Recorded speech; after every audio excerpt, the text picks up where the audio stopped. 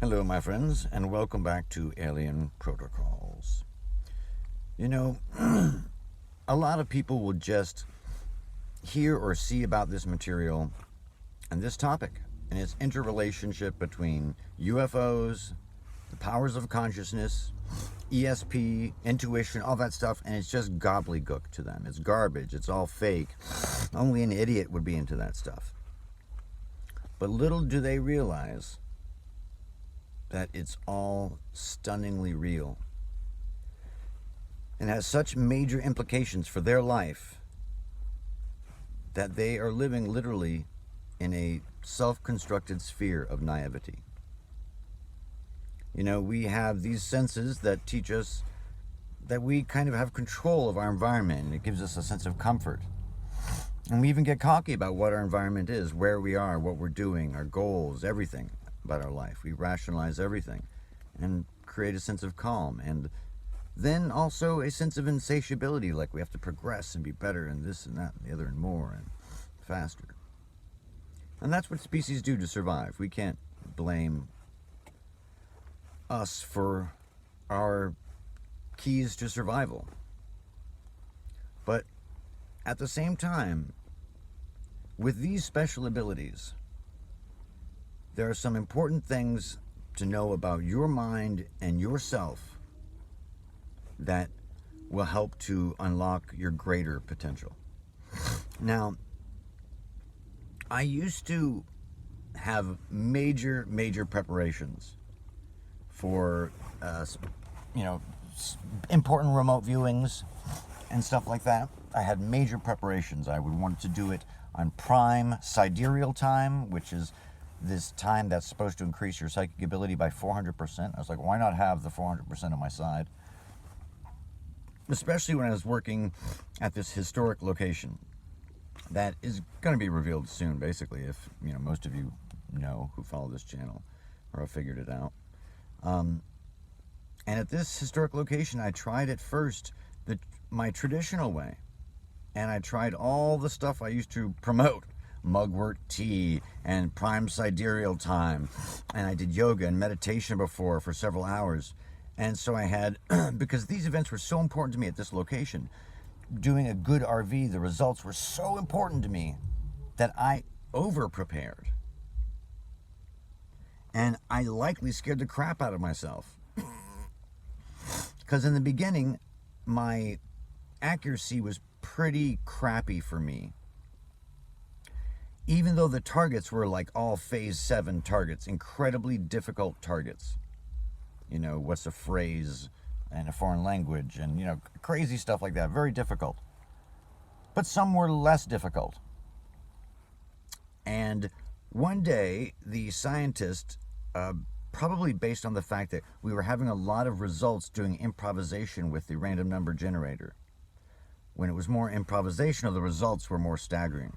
So he had an ingenious idea. The head scientist decided to call me out of the blue and see if I wanted to do one right now. And that ended up being that historic, what will be, if it ever comes out, known as a fairly historic or just incredible event. I pray that it all comes out. And it requires these scientists being brave enough to come out and give all the information. And we'll see. Some have spoken about it. One of them has spoken about it in the Medium article and spoken to Maureen. And to be frank, one is speaking now to Lance Munguia, the incredible director from Third Eye Spies. And we did some experiments for him that had incredible results, fortunately. And they were surprises, though. This scientist realized the best way to utilize me was by surprising me. And the first time we found out was he surprised me at this one location, and we had an epic 2-hour, you can call it a remote viewing, but it was really an astral projection. And I always did astral as a kid because I had no preparation as a kid. It was what we all kind of do when you go to bed. You fly amongst the stars. And so I took that flying amongst the stars and flew constantly, and flew not even amongst the stars in my neighborhood, and flew over the golf course, and I could see this girl that I liked kissing another boy in a little hut. And all these little things when I was a kid, I remember these things. And so astral was a natural thing you did as a kid. I didn't need any preparation or anything like that. It was my natural intuition. And we all have it, natural intuition. And so when he called out of the blue that first time for this big major viewing, it was literally 2 hours long. It was all through texting. So everything is time-stamped, like, amazingly. And unlike a traditional monitor, I got no sensory reminders. I got none of that stuff. It was truly remarkable. And in terms of the accuracy and the level of detail and the background information and contextual information, it was so rich, so dynamic, so off the charts for a bunch of reasons that we can put together afterwards. But the main reason, I think, too, on my side, was I hadn't over-prepared and scared the crap out of myself. And I think we all have these natural abilities, and we give ourselves these magic feathers in order to feel confident. Like, this is what I need to do this, or this is what I need to do that. And we don't need any of those magic feathers.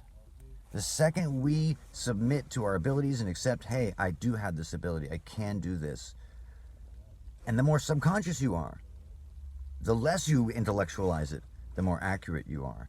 And I've just discovered this incredible boost and increase in my abilities once I've submitted to that improvisational aspect of my mind and do the very, it's gestalt. Sometimes you get no information. You're not getting any visuals. You're not seeing that TV screen. You're not experiencing the stuff synesthesia. You're not going through any of that stuff. Sometimes it's boring, where it's a subtle little brain game with yourself where you clear your mind and the first thought that comes to head, you write it down.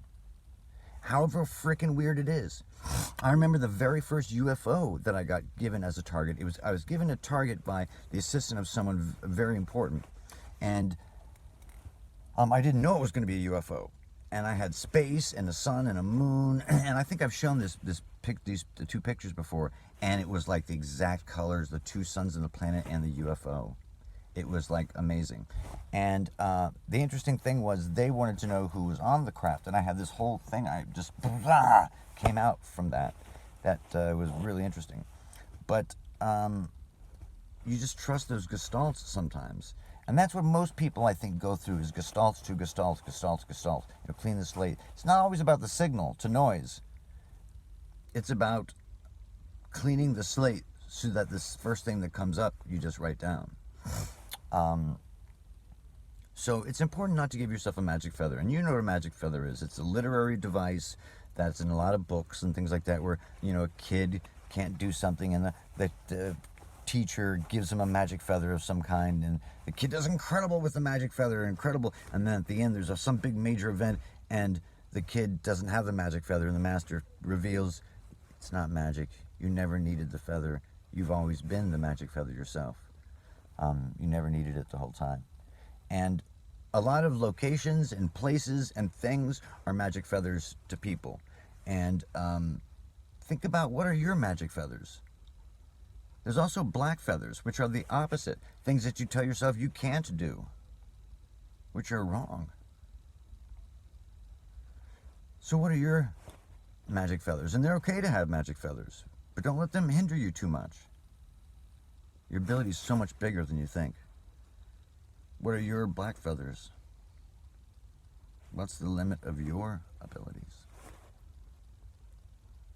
What do you guys think? Much love.